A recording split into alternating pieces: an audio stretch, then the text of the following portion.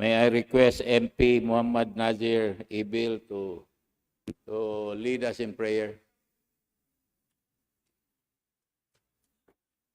بسم الله الرحمن الرحيم وقال ربكم ادعوني أستجب لكم Amin. يا رب العالمين اللهم اجعل جمعنا هذا جمعا مرحوما وتفرقنا من بعده تفرقا معصوما اللهم لا تجعل فينا ولا منا ولا من بيننا لا شقيا ولا مرحوما ربنا ظلمنا أنفسنا وإن لم تغفر وترحمنا لنكونن من الخاسرين ربنا آتنا في الدنيا حسنة وفي الآخرة حسنة وقنا عذاب النار وصلى الله وسلم وبارك على نبينا محمد وعلى آله وصحبه أجمعين وآخر دعوانا أن الحمد لله رب العالمين. Amin. Please remain standing for our national anthem and the Bangsamoro. Bayan, mga kababayan, awit ang pambansang awit ng Pilipinas. Kayang magiliw, dalas ng sinakanan, alam ng puso, sa titik mo'y buhay. Lupang hinirang, tuyag ka ng magiting, sa manlulupin, di ka pasisigil, sa nagagang tutok sa simoy at sa langit mong pagaw, ay hinatang tulad, awit sa pagkayang minamahal, ang isang ng matawad mo'y tagumpay na nagtitindig, ang bituin at araw niya kailan ang ay di magtitindig. Lumalang araw ng walhaging pagsinta, buhay langit sa piling mo. Ang inigaya ng partay mga amin, ang mamatay ng dahil sa'yo.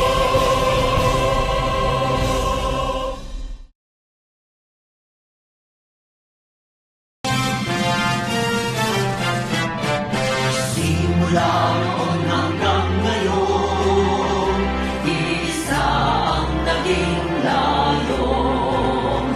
Magkaisaan magulod, karitingan ay marugdon. Tumayo tayo mula sa hamon ng nakaraan, niyapos ang panganib na umaanlang.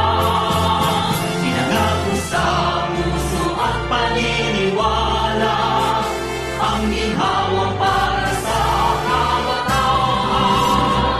Bangsamoro ay tagumpay, bunga ng pawis, sugo at buhay. Kapayapaan, katarungan, ay atin ng nakamtan. Alhamdulillah, alhamdulillah, pagpalain Bangsamoro. Bangsamoro, Bangsamoro, lagi kang mamahalin. Walang pipigil sa damdamin, mga pangako'y tutuparin. Habang buhay kami sa'yo'y magbabantay, mananatili sa puso't isipan. Ang kahapong humintay na nagbuwis ng buhay, nasa piling na ng may kapal. Bangsamoro ay tagumpay, bunga ng pawis, sugo at buhay. Kapayapaan, katarungan, ay atin ang nakamtan. Alhamdulillah, alhamdulillah, pagpalain Bangsamoro.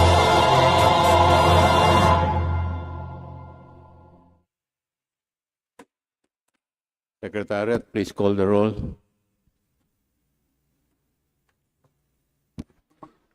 Roll call.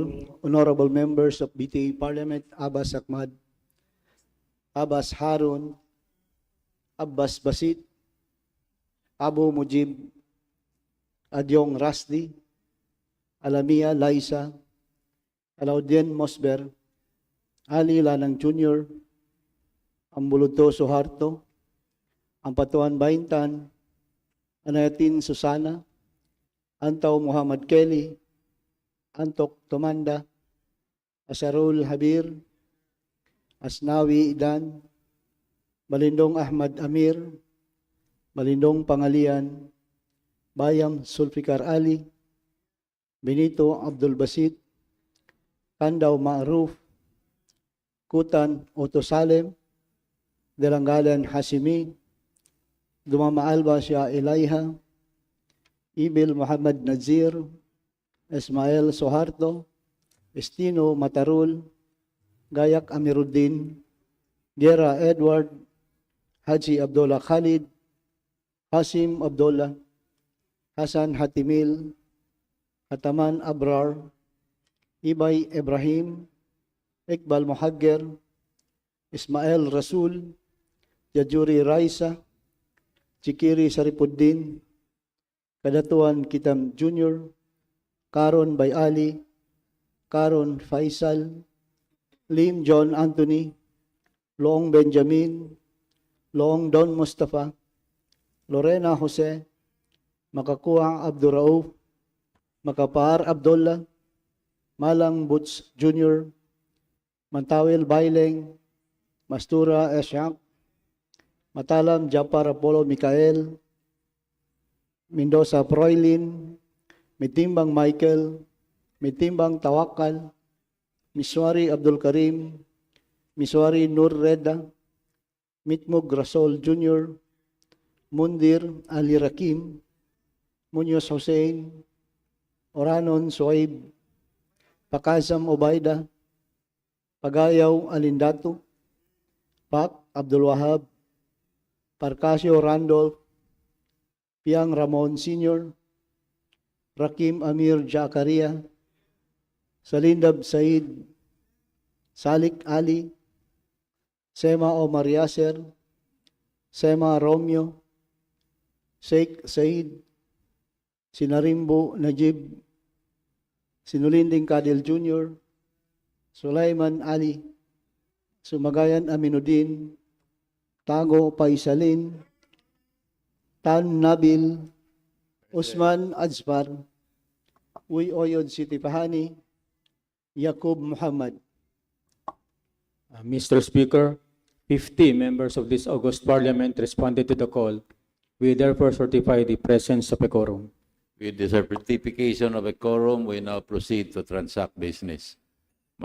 Majority, Floor Leader. Yes, Mr. Speaker. Thank you, Mr. Speaker.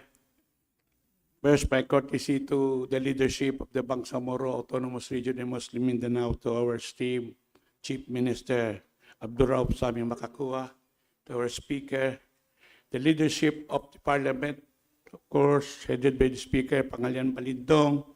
I will not mention already the names of the Deputy Speaker, but to our Deputy Speakers, our floor leader, and to the Deputy Floor Leaders, colleagues, team colleagues in the Parliament, friends of the Bangsamoro in the gallery, our constituents who came to visit us, our respect and courtesy. Assalamu alaikum wa rahmatullahi ta'ala wa barakatuh. Mr. Speaker, the first order of business for today is, of course, the reading of our journal of May 28, 2025, journal number 11. May I move that we dispense with the reading of the journal and subsequently move to approve, Mr. Speaker. There's a motion from the floor leader to dispense with the reading and later approve the journal of the previous session, journal number 11 of May 28, 2025. Is there any second? Duly seconded. Is there any objection? Chair hears none. Same is hereby approved. There are two MP, Mr. Speaker, who wishes to deliver recognition commendation speeches. May we first recognize MP Jet Li, Deputy Speaker Jet Li of Tawi-Tawi. The lone representative of Tawi-Tawi, Deputy Speaker Jet Lim Tawi-Tawi and Sulu. Deputy Speaker Jet Lim is recognized. Bismillahirrahmanirrahim. Assalamualaikum warahmatullahi ta'ala wabarakatuh. Alaikum assalam. Our Speaker, Attorney Pangalian Balindong, our Deputy Speaker. Of course, the presiding Deputy Speaker, my idol, beloved brother, Attorney Nabil Tan, fellow members of the Parliament, our guests online as well as present today. Good afternoon. Assalamualaikum again warahmatullahi ta'ala wabarakatuh. Alaikum assalam.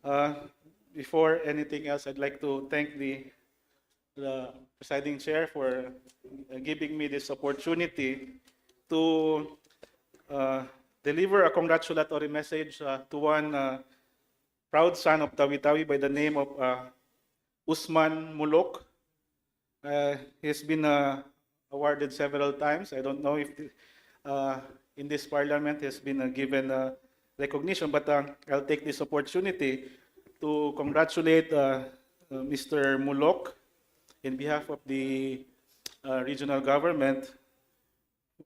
Mr. Mulok is a 73-year-old athlete from Tawi-Tawi who made an outstanding performance at the Philippine Masters Athletic Championships 2025 held on June 7 to 8, 2025 in Pasig City.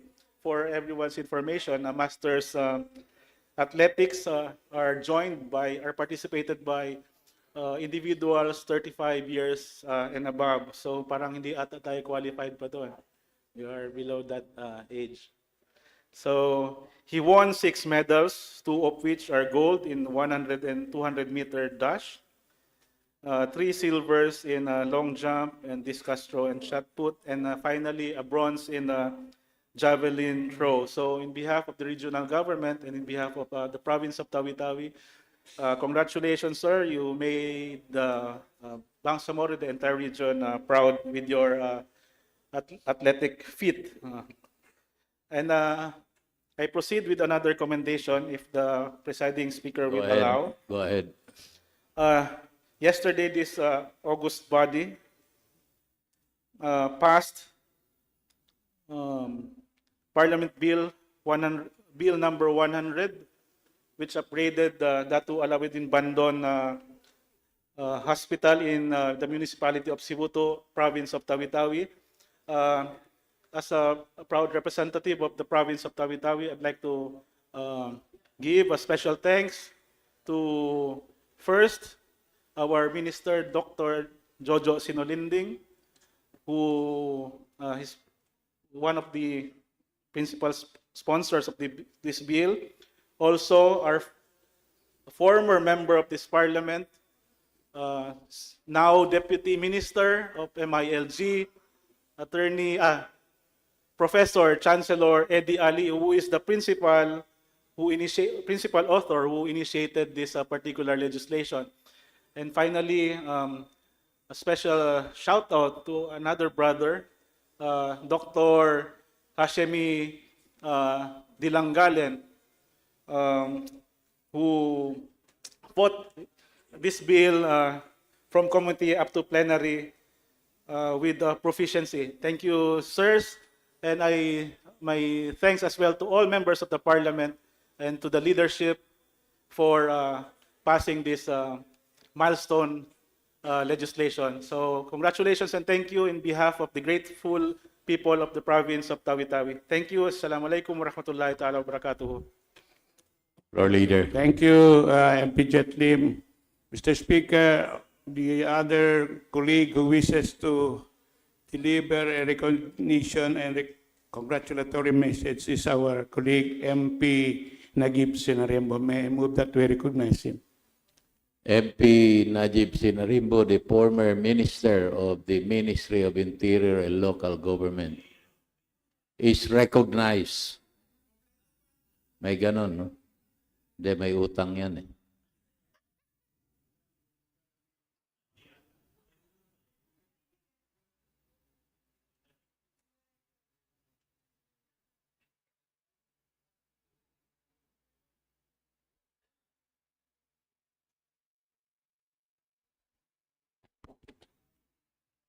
Thank you, Mr. Speaker,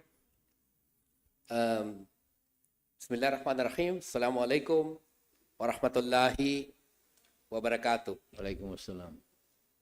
I rise today to deliver a message for and in behalf of our fellow Muslims in Palestine as well as those in Iran. The Honorable Speaker, Interim Chief Minister, distinguished colleagues, and beloved brothers and sisters in the Bangsamoro. Assalamu alaikum wa rahmatullahi wa barakatuh. It has been a week since the pilgrims robed in ihram stood in the plains of Arafah and cried, Labbaik Allahumma Labbaik, and cast their symbolic stones against the devils of their time. Hajj has passed, but its spirit, its call to unity, justice, and resistance must remain with us. Today, as the echoes of Eid al-Adha still linger in the homes and hearts, and other people, our brothers and sisters in Palestine, are still crying. Not from the ecstasy of nearness to Allah, but from the anguish of dispossession, occupation, and genocide. Long before the bombs of today fell on Gaza, the land of Palestine had already been bleeding. Since the establishment of the State of Israel in 1948, it has consistently and flagrantly violated United Nations resolutions designed to protect Palestinian rights, uphold international law, and foster a just and lasting peace in the region. This is not a matter of isolated incidents, but rather a decades-long pattern of defiance, one that has been met with impunity due to the geopolitical protection afforded by the powerful Western allies of Israel. The foundation of Israel's creation lies in the UN Resolution 181, passed in November 1947, which called for the partition of Palestine into separate states, one for the Arabs and the other for the Jews, with Jerusalem designated as an international city under UN administration. While Zionist leaders at the time accepted this resolution as a means to establish their own state, they never truly committed to its full implementation, particularly the creation of a sovereign Palestinian state. Instead, Israel expanded beyond the borders allotted to it by the UN, seizing additional territory during the 1948 Arab-Israeli War in what Palestinians refer to as the Nakba, or the Great Catastrophe, a campaign of mass expulsion that saw over 750,000 Palestinians forcibly displaced from their homes. To this day, Israel refuses to allow the return of Palestinian refugees in direct violation of UN Resolution 194, passed in 1948, which affirms the right of Palestinians to return, repatriation, or compensation. Worse still, Israel has systematically undermined the possibility of a Palestinian state by illegally annexing East Jerusalem in defiance of Resolution 181 and relentlessly expanding settlements in the occupied West Bank. These settlements are not merely housing projects. They are strategic tools of colonization, land theft, and demographic re-engineering designed to fragment Palestinian territory and render a contiguous state for Palestinians impossible. Following the Six-Day War in 1967, Israel occupied West Bank, the Gaza Strip, East Jerusalem, the Golan Heights in Syria, and the Sinai Peninsula in Egypt. In response, the UN Security Council passed Resolution 242, which emphasized the inadmissibility of acquisition of territory by war and demanded Israel's withdrawal from these occupied lands. Yet, more than half a century later, Israel remains in control of Palestinian territories, imposing a brutal regime that subjected millions to checkpoints, home demolitions, arbitrary arrest, and economic suffocation. Gaza, under a 16-year blockade, has been transformed into the biggest open-air prison, where 2.3 million people endure sabotage of food, medicine, and electricity, a collective punishment that violates the Geneva Conventions. Israel's refusal to comply with Resolution 242 is not just a rejection of international law. It is an affirmation of its expansionist agenda, one that seeks to permanently erase Palestinian sovereignty through de facto annexation. By 1979, the international community could no longer ignore Israel's relentless settlement expansion. UN Resolution 446 was adopted, unequivocally stating that Israel's settlements in occupied territories have no legal validity and constitute a serious obstruction to peace. Yet Israel's response was to accelerate its colonization project. Today, over 700,000 Israeli settlers live in the West Bank and East Jerusalem, an increase of nearly 250,000% since the Oslo Accords in the 1990s, which were supposed to pave the way for Palestinian statehood. These settlers, armed and protected by the Israeli military, routinely attack Palestinian civilians, seize farmlands, and terrorize entire villages into fleeing, a modern-day form of ethnic cleansing. The international consensus is clear. Settlements are a war crime under Article 49 of the Fourth Geneva Convention, which prohibits an occupying power from transferring its civilian population into conquered land. Yet Israel continues this practice with full financial and political backing from its Western allies. In December 2016, the UN Security Council passed Resolution 2334, reaffirming the Israeli settlements are a flagrant violation of international law and demanding an immediate halt to expansion. But Israel's government responded with defiance. Settlement construction surged, home demolitions increased, and Palestinian families were forcibly expelled at gunpoint to make a way for extremist settlers. The message was clear. UN resolutions are meaningless to Israel when there are no consequences. Israel's violations extend beyond illegal settlements. Its military operations in Gaza, such as the operation in 2008 and 2009, 2012, 2014, and 2021 offensives, have involved indiscriminate bombing of civilian areas, including schools and hospitals, use of banned weapons like white phosphorus against populated areas, shoot-to-kill policies against unarmed protesters during the Great March of Return in 2018 and 2019, where over 200 Palestinians were gunned down, including medics and children. These actions violate international humanitarian law, including the principles of distinction, proportionality, and precaution under the Geneva Conventions. Yet Israel faces zero accountability, shielded by the US veto and the UN Security Council and the complexity of Western powers. Israel is not merely a state that occasionally violates international law.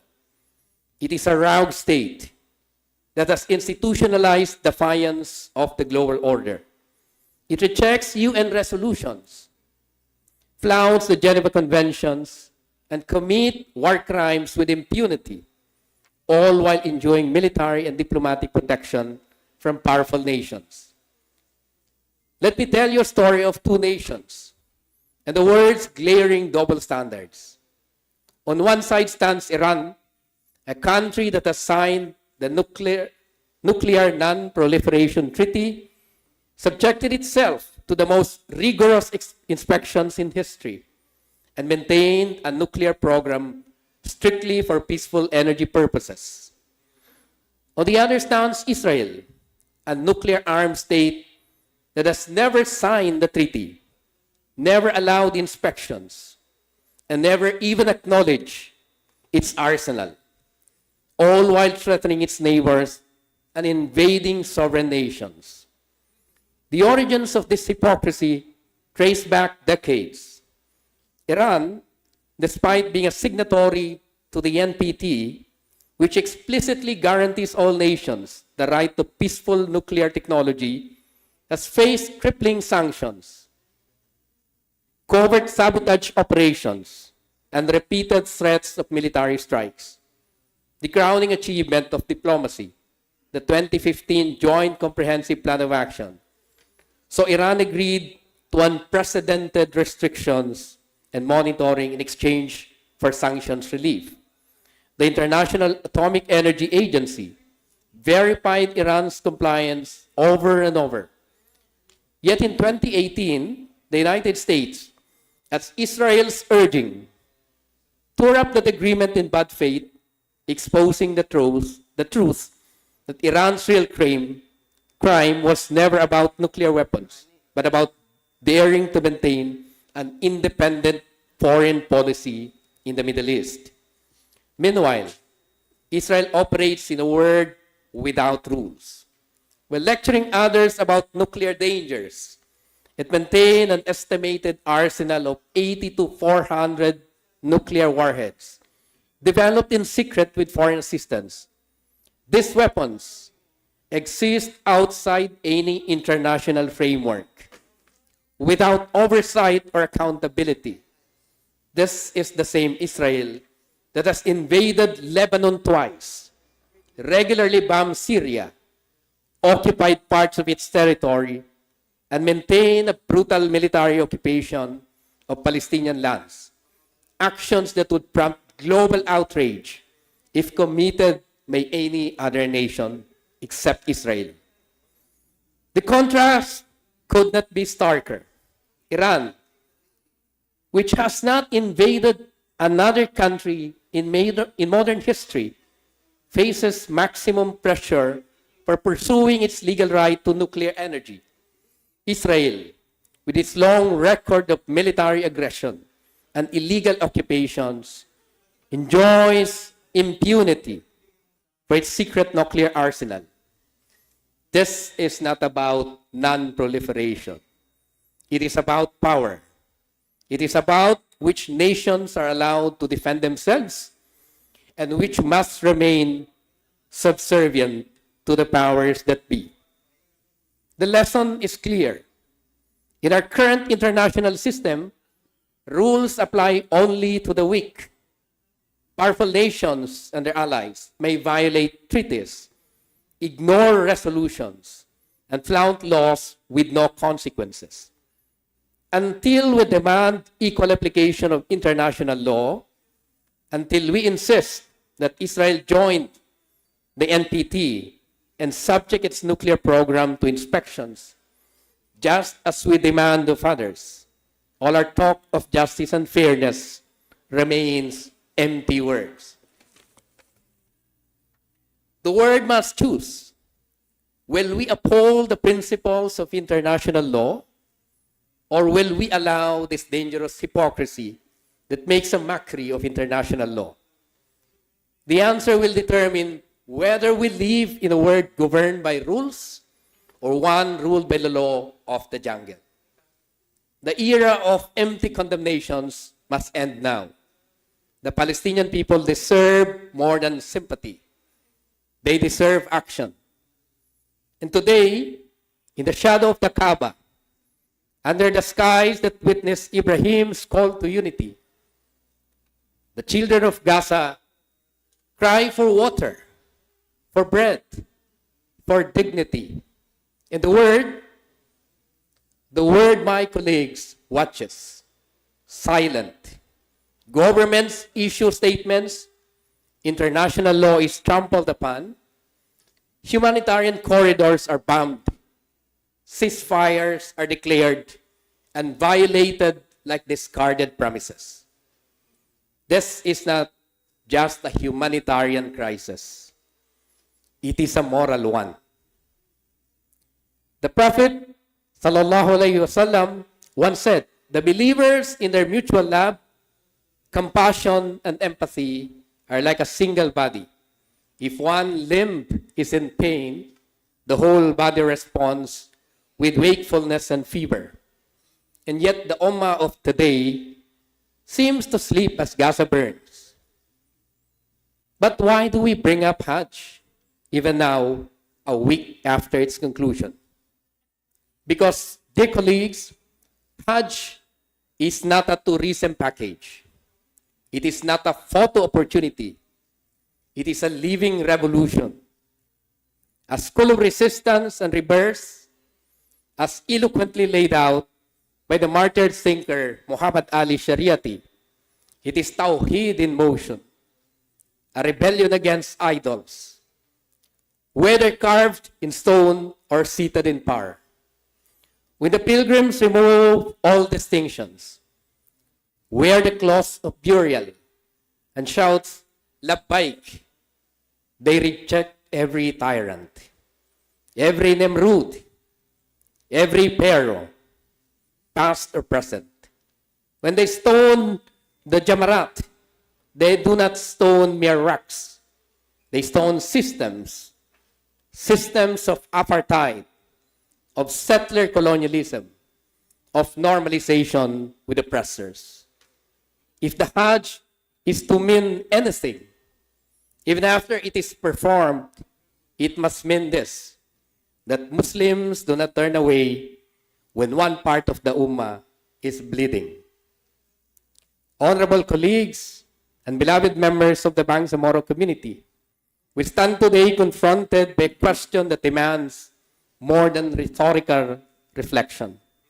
It requires revolutionary response. The plight of Palestine compels us to move beyond words and transform our spiritual supplications into tangible actions.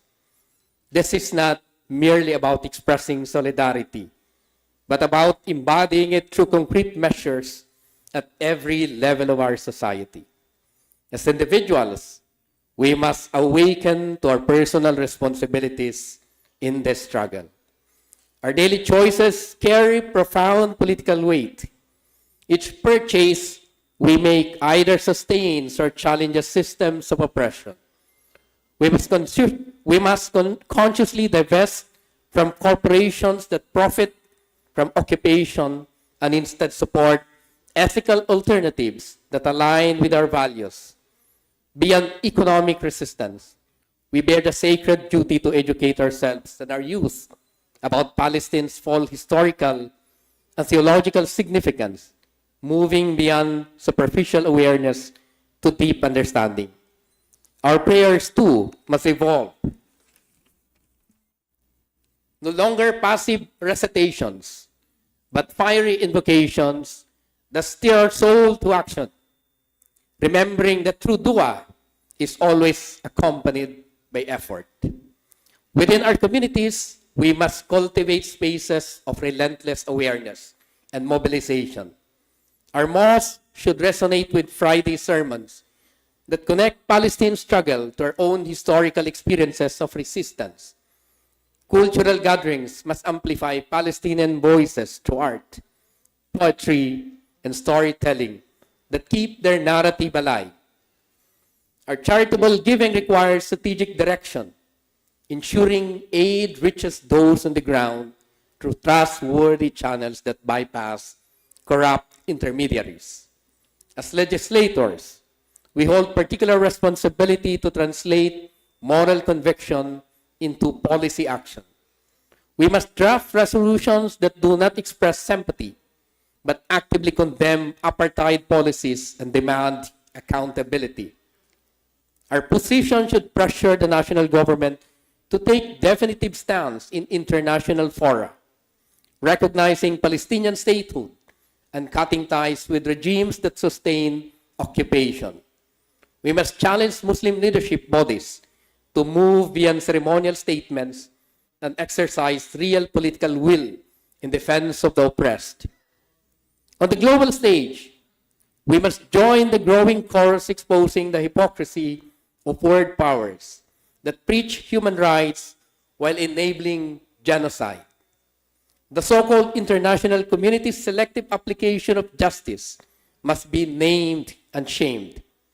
We should forge alliances with liberation movements worldwide who understand the Palestinians' cause that is inextricably linked to universal emancipation from oppression. This moment calls for choice. Will we be passive observers of history or active participants in shaping a just future? Our faith demands more than sympathy. It commands intervention. Our own history as a Bangsamoro people who have known colonization and resistance binds us to this cause, not just politically, but morally. Let us leave this chamber committed to making our solidarity measurable, not in words, but in deeds, until justice flows like water and righteousness like an ever-flowing stream across Palestine and all oppressed lands. The path is clear before us. Now we must find the courage to walk it together, with Allah as our witness and guide, for in the end, we will be judged not by our intentions alone, but by what we actually did when the call to stand with the oppressed came knocking at our door. We are a parliament that rose from the ashes of martial law, from the battlefields of Budaho to Marawi. If there is any body of legislators that must stand with Gaza, it must be with us, the Bangsamoro Parliament. Let it be known, the Bangsamoro does not turn away when Quds cries. When once begged the word to recognize our pain, we now rise to amplify the pain of our brethren. Let us not merely raise our hands in dua. Let us raise our voices, our votes, and our verb. As the Mujahid Ali Shariati said, to be a Muslim is to be responsible. To perform Hajj is not to escape the word. It is to return to be reborn, rededicated to the fight against tyranny. So to our brothers and sisters in Palestine, we see you, we weep with you, we stand with you, and by Allah, we will not forget. Labbaik ya Quds, labbaik ya Palestine. Wassalamualaikum warahmatullahi wabarakatuh. Thank you very much. Very nice speech.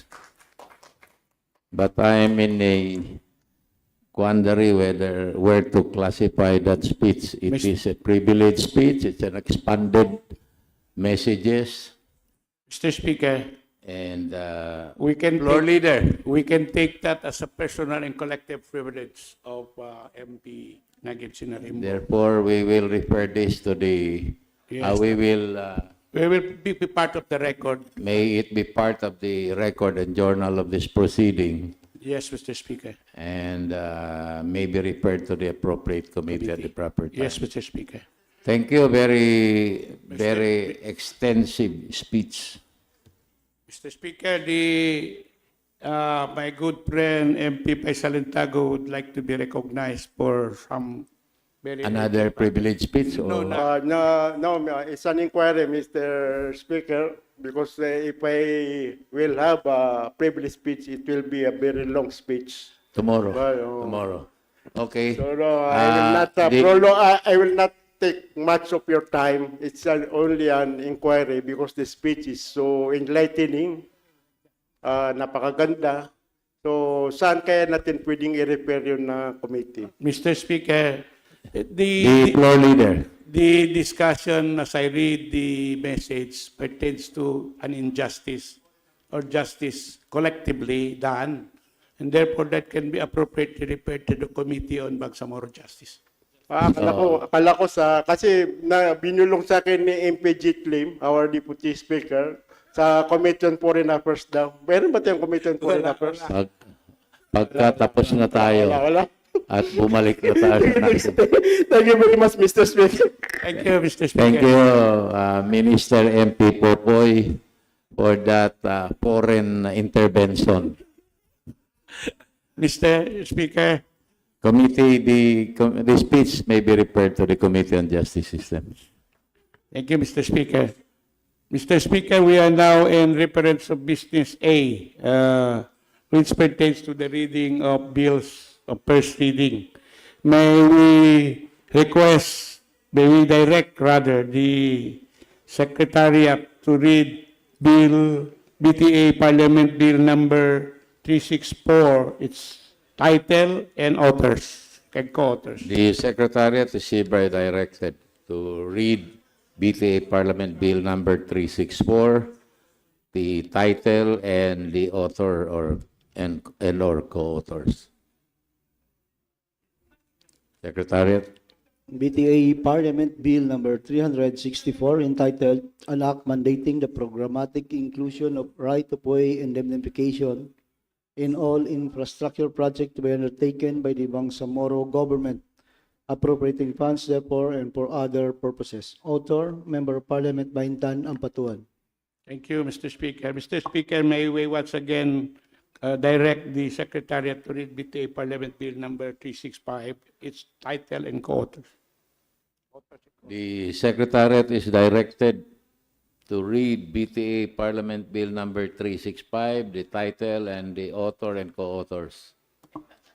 BTA Parliament Bill number 365 entitled An Act Upgrading the Dato Halon Sakilan Memorial Hospital, Tawi-Tawi in the municipality of Bongao, province of Tawi-Tawi, from a level 1 50-bed capacity to a level 2 200-bed capacity hospital and appropriating funds thereof. Author, Member of Parliament John Anthony Lim. Co-authors, Members of Parliament Benjamin Long, Don Mustafa Long, Hasime de Langalan, and Jose Lorena. Your leader. Mr. This is Speaker, a we bill are... on first reading. Yes, Mr. Speaker. We are now in bills of second reading, Mr. Speaker. Di ba meron kanina? Reading pa lang yan, Mr. Speaker. 356, tapos na yan? Tapos na. 365, 364, and 365, Mr. Speaker. Those are the two. So, since this is a private member bill, you can just indicate your wish to co-author. These are both private bills, sir, Mr. Speaker, and colleagues can readily look into the form and they want to be part of the associated with these bills. They can submit their names to the Secretariat for inclusion. Thank you. Soto. Bills on second reading. Mr. Speaker, may we recognize... Bills on second reading. no, not yet, Mr. Speaker. There is one manifestation who wants to be recognized before we go to the bills of second reading. MP Jetlim wants to... First reading yan. First reading. Manifestation lang daw, Mr. Speaker. I really don't know what's Go the ahead. subject. On what, but let him go. But 1 minute, I guess. Supposed to be wala eh. Wala yan, no. Okay. The Deputy Speaker, Jet Lim, is recognized. Thank you, Presiding Deputy Speaker, very worshipful Nabil Tan, and the esteemed floor leader, Jose Lorena. Just a few manifestation, Mr. Presiding Officer, sir. One of the principal sponsors was maybe by typographical error, no, hindi nasama dyan. Minister Dr. Kadil Sinolinding, who is also one of the principal sponsors of the bill, as well as Dr. Attorney Suharto Ambolodto. Thank you, Mr. Speaker, for the opportunity. Thank All you. the rest of the MPs can manifest their through the documents of authorship. Thank you, Mr. Speaker. May we direct the Secretariat to correct the typographical error accordingly committed in the writing of the authorship. Thank you, Mr. Speaker. Can we now proceed to the bills on second reading? Yes, Mr. Speaker, we only, as far as bills on second reading, we only have one bill. May we ask the directors, I will direct, you will request. yes, may we move that the BTA Parliament Bill number 156 be read and subject matter in authors and co-authors be named likewise. The Secretariat is directed to read BTA Parliament Bill number 156, the title, the authors, as well as the co-authors. BTA Parliament Bill number 156 entitled An Act Establishing and Constructing a Level 1 Municipal Hospital with 50-bed capacity in Talayan Municipality, Province of Maguindanao, to be known as Talayan Municipal Hospital, appropriating funds for its facilities and professional health care, medical personnel, and for other purposes. Authors, Members of Parliament, Tawakal Mitimbang, Mujib Abu, Basir Utto, Muswaib Oranon, Muhammad Kelly Antaw, Baileng Mantawil, Michael Mitimbang, Eddie Ali, Hasime de Langalen, and Kadil Sinulinding Jr. Co-authors, Members of Parliament, Ramon Piang Sr., Jamila Ramos, John Anthony Lim, Abdulaziz Aminuddin, Faisal Karon, Rasul Ismail, Dan Asnawi, Abdullah Hasim, Ibrahim Ali, Siti Pahani Uy Oyod, Haron Abbas, Basit Abbas, Tarhata Maglangit, Mosber Alaudin, Said Sheikh, Susana Nayatin, Ali Samki, Ahmad Abbas, and Khalid Haji Abdullah. Mr. Speaker, by agreement of the author and the co-authors, MP Mikhail Corleone Midtimbang, Mikhail Midtimbang will introduce this bill. May we recognize MP Mikhail Midtimbang, Mr. Speaker. MP Michael Midtimbang, one of the principal authors, is recognized. Ano gagawin mo, sir? Thank you, Mr. Speaker. Bismillahirrahmanirrahim. Alhamdulillahi wa bihi nasta'in. Wa ba'd. Assalamualaikum warahmatullahi ta'ala wabarakatuh. To our beloved Chief Minister, Abdurrauf Sami Gambar Makakwa, Honorable Speaker, Attorney Pangalian Balindong, Deputy Speaker, Majority Floor Leader, Assistant Majority Floor Leader, fellow members of this august body, guests, ladies and gentlemen.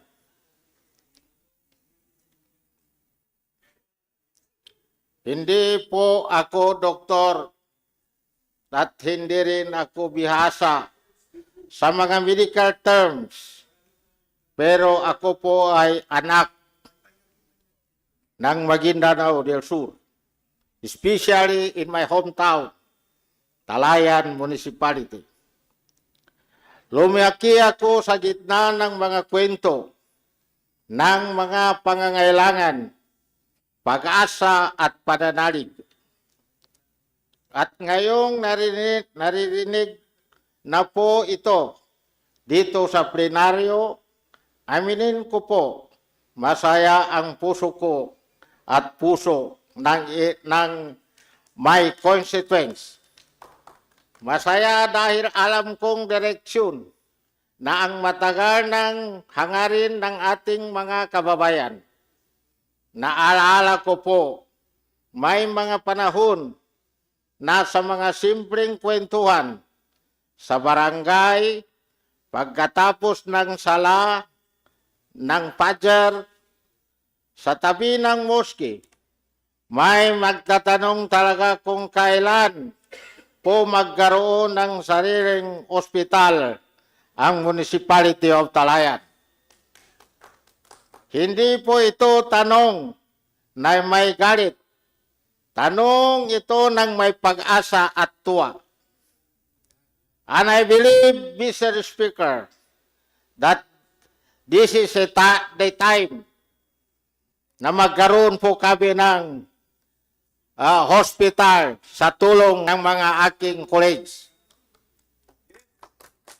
Alam po natin ang realidad. May RHU ang Talayan. May mga health workers, pero hindi po ito sapat. Kung may mga may buntis na kailangan mga anak, madalas ihatid pa dito sa Cotabato. Kapag may pasyenteng kailangan i-admit, kailangan pang bumiyahi, minsan papuntang Coronadal, Takurong, General Santos, Davao, at kung gabi, kung walang sasakyan, kung umuulan, minsan hindi na umaabot. Pero Mr. Speaker, kahit ganito ang sitwasyon, tuloy pa rin po ang serbisyo. So saludo po kami sa kagalang-galang na minister, sa katauhan ni Jojo Sinulinding, sa mga healthcare workers natin sa Talayan, sa ating mga midwife, mga nurse, mga doktor, RHU staff, na patuloy na nagsisilbi kahit alam nilang kulang pa po ang pasalidad at kagamitan. Hindi sila tumitigil, hindi sila nagrereklamo. Mr. Speaker, at naramdaman din po namin ang suporta ng Ministry of Health sa mga training, sa mga supplies, sa mga programang sinisikap, iabot kahit malalayong lugar, malaking tulong po yon. Lastly, Mr. Speaker, magpahalam po tayo. Thank you and wassalamualaikum warahmatullahi ta'ala wabarakatuh. Mr. Speaker, I move that we refer this to the Committee on Health and the Committee on Budget, Finance, and Management. There's a motion to refer to the Committee on Health and the Committee on Finance. Duly seconded. Is there any objection? Chair hears none. Say is hereby approved. Mr. Speaker, there are no other resolutions to be referred to committee, neither are there unfinished business, bills, and third and final reading, none. So we can proceed to other matters. Proceed. The other matters, Mr. Speaker, is only an affirmation of the membership of the Committee on Health of our Benjamin in the Parliament, MP Abar J. Hataman.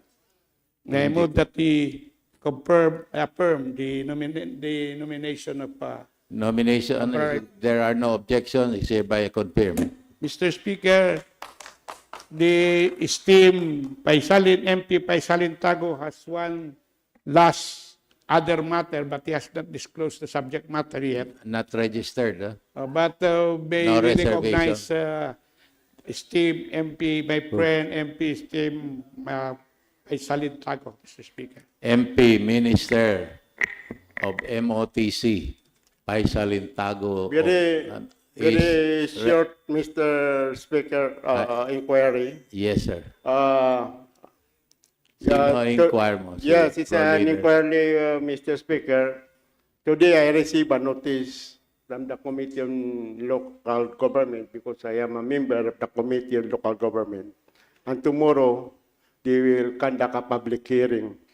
And possibly public hearing for the redistricting or reapportionment of the 7 district that supposed to be belongs to the province of Sulu, your hometown, Mr. Speaker.